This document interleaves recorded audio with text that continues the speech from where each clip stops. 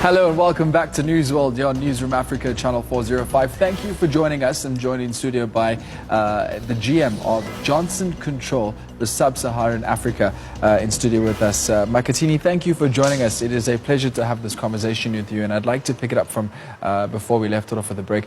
We're talking about smart cities, smart buildings, green solutions. Last week at the BRICS Summit was underway, and I think one of the main things on the agenda was obviously infrastructure, the fourth industrial revolution. Right. And this is where Johson Control comes in, because they have solutions to the fourth industrial revolution and how to take part in this and how to make buildings efficient and just technology efficient. And one of the order of the day is Internet of Things.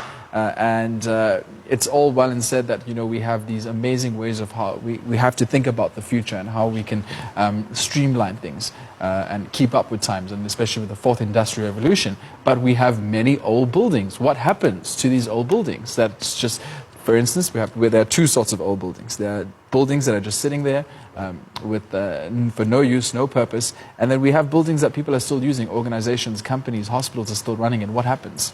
Absolutely. That's a very good question, by the way, a concern as well. You know, it's my favorite topic as well, because I grew up in Johannesburg, and it was when I was little, and it's been the best city in the world, I mean, as far as I'm concerned. Okay. But what it has turned out to be right now, because there's a lot of abandoned buildings, and for me, it's a concern. This is where Johson Controls comes in, and I figured as much as we're into construction, right, new buildings, new technologies, but what about those buildings that are ready? The reason why it's an advantage to look at those buildings first is because, well, you know what, the infrastructure is there already, right? Now all you have to do is go in there. It's not going to, because if you have to start breaking ground and start from scratch, that's a lot of money, you're right. But with that, we've actually, at Johson Controls, we've started to crack the code on that. We don't like to call our mission really smart cities. We like to call it safe smart cities. Okay. Because that is so critical. And that being said, we like to look at smart cities, and the whole ideology is you have to take people along. You can't just build these beautiful buildings and smart cities and leave people behind. So people have to, so that people, let me make an example. You look at, advancements such as Amazon, right? When Amazon was introduced, we used to have video stores, right? We used to go rent your movies and stuff like that. And there was an uproar, right? There was an uproar to say, oh my God, because technology such as Amazon, they challenge the status quo. Yes. Right? But if I could ask you a question, what do you think of Amazon today? Love it. It makes life is simple. Netflix. Yes, life. Okay, I mean, I get your argument, and maybe that is how we will probably be looking at smart buildings in the future. In the future. It's managed to make life so efficient. We're chatting to the GM of Johson Control, Archibald Makatini. Mr. Makatini, thank you again for joining us. Let's look at, you mentioned the safety the safety aspect and people, and that's where I want to talk about. And earlier you touched about hospitals, and let's talk about maybe the way that the smart cities can optimize organizations, like for instance companies. I'm assuming this in a way you'd probably have less sick days because you're using better materials, you're optimizing the environment. How does smart building in that way influence organizations and the safety of people? I will cut to the chase here. Let me just make an example. A hospital, right? One of the biggest consumers of electricity is air conditioning. Yes. Right. And you need air conditioning in a hospital, especially in an operating room where you have surgery. Right? Doctors want to come in and make sure that the conditions are really like top class, like first class. Because IC. Yeah, the IC unit, right? I mean, it has to be, the humidity has to be perfect, all that. This is where the technology comes in, right? You can't just be looking at the thermostat and be like hoping that it's correct and it's calibrated correctly. Technology serves us better when it comes to situations like that, in the sense that it provides accuracy, consistency, and that breeds something else where it could actually save lives. You know what I mean? Because doctors then, they don't have to worry about the conditions. They worry about the patient, saving lives and so forth. So, I mean, in schools, technology is key right now. When you look at universities today, what Johson Control does is we focus on students in terms of how they learn, e-learning.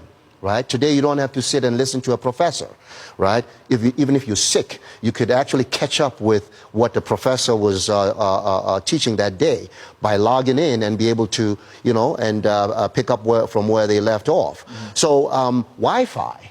Hello, Wi-Fi. I'm getting your argument. You are really advocating for this, and you're trying to tell us we must move ahead with times and embrace change. And yes, I think that's important. We have to embrace technology. I'll tell you a story about my daughter.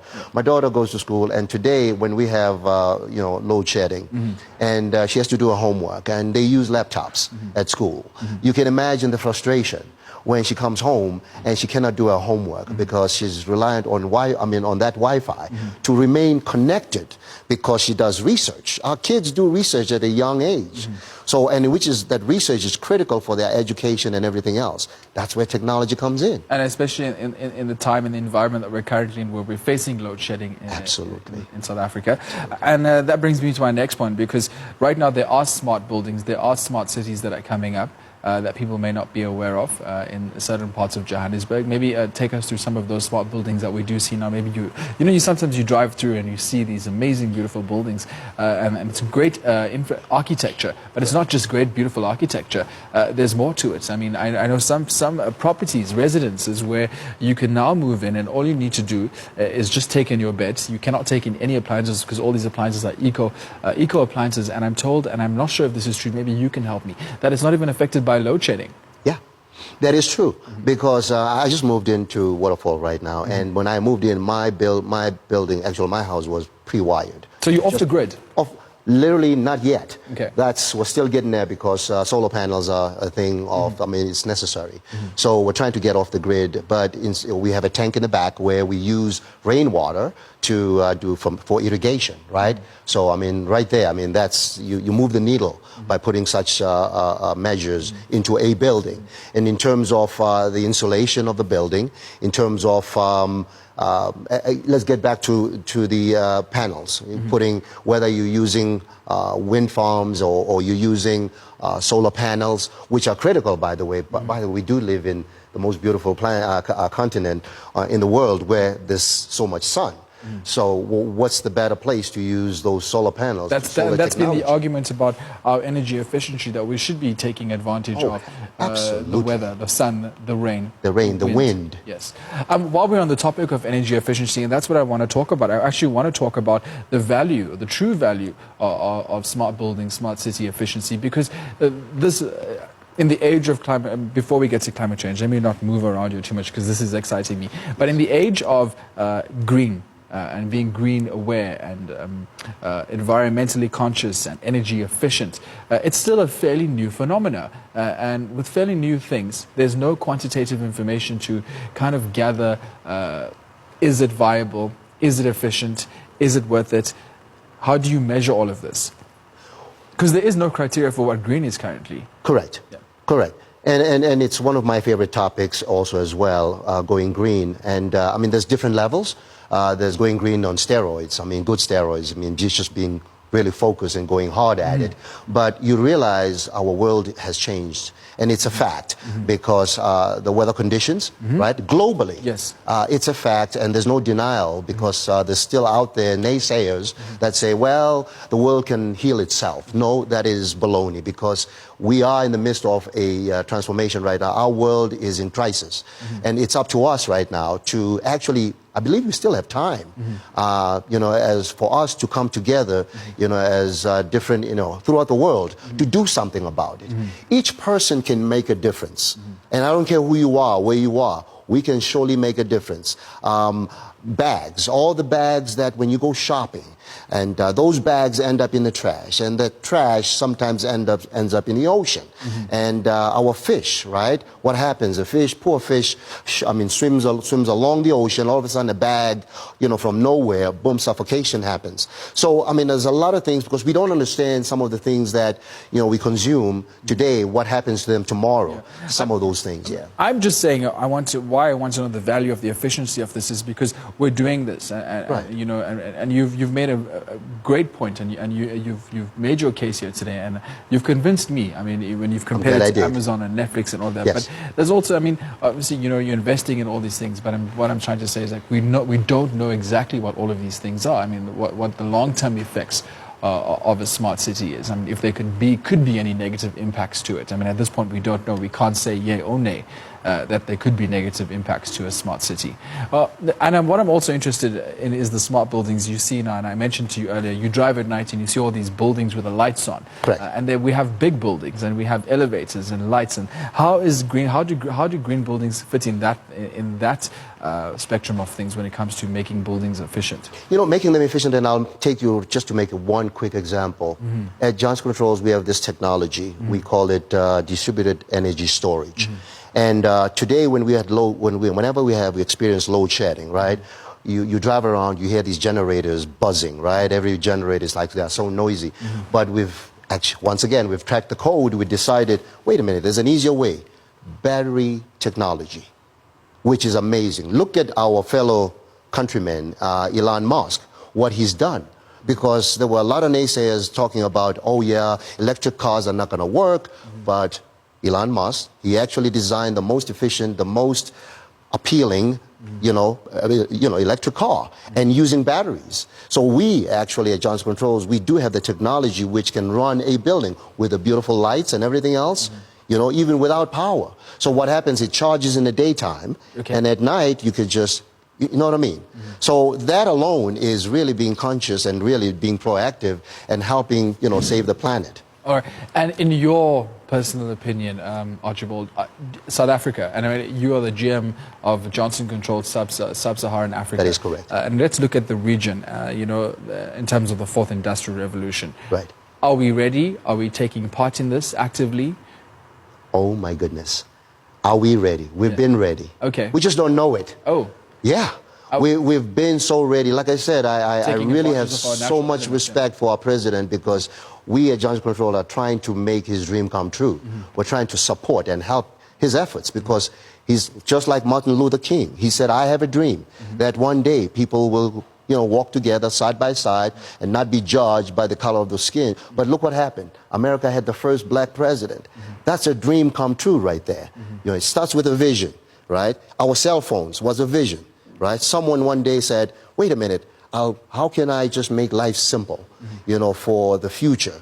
And here we are today. We cannot live without our cell phones. We wake up every morning, first thing is our cell phones, right? And cell phones play also a big part in your green technology. Absolutely. Yes. I mean, cell phones are not just our man's best friend or mankind's best friend, but they just, I mean, it's a way of life. The 5G network, how would...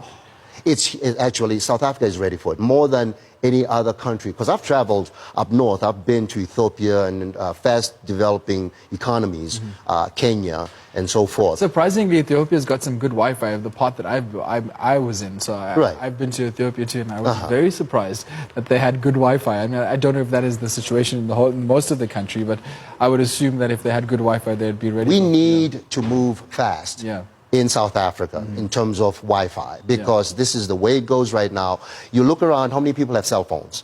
And you could do so much with your cell phone. It's like your mini computer, right? It is your computer, basically. You do so much, it changes your lifestyle, but without Wi-Fi, because, man, these companies charge us an arm and a leg for, you know, for all these gigs, right? Every time you want to buy data, it costs you an arm and a leg. Yeah. All right. And you mentioned that we all have a responsibility. Archibald, before we let you go, we all have a responsibility to the environment, to green solutions. What are small things that we can do? Small things that we can do is starting with just raising a sense of awareness. Yes. By the way, we just had an Innovation Day event last night, which was a major success at the Centon Convention Center. The idea for this event was education. Because technology is overwhelming. And it is. Education is a very important aspect. Critical. The idea of, I mean, a simple thing as Alexa, it's an overwhelming thing. You know, the concept for many people is, how do you set up something like this in your home? I think a lot of people are very overwhelmed by technology. And, Correct. And you, like you say, education. Education is key because it really breeds acceptance. Because people have to be aware of the advantages and also some of the shortfalls. And we're not taking full advantage. No, we're not. Yeah. We're not doing a good job at it. We're just throwing things right now, overwhelming people. People are panicking to some degree. People are like, oh my God, there goes jobs. If this technology, I remember when I was an naysayer myself, I didn't think my car would be computerized. Yeah. But it's made life so much easier when I'm driving the car because I can talk to my car, I can do a lot of things. But again, it comes with education. And we're also green buildings, green solutions, green technology, obviously making us creatures of comfort as well. There we go. Thank you so much, Archibald Makatini of Johson Control. Archibald is the GM of Johson Control Sub-Saharan Africa, joining us in studio at Newsworld this evening, unpacking, explaining to us smart buildings, definitely selling it to me. So yes, thank you for joining us. I hope I did a good job. You definitely did. Newsworld's going to take a short break now.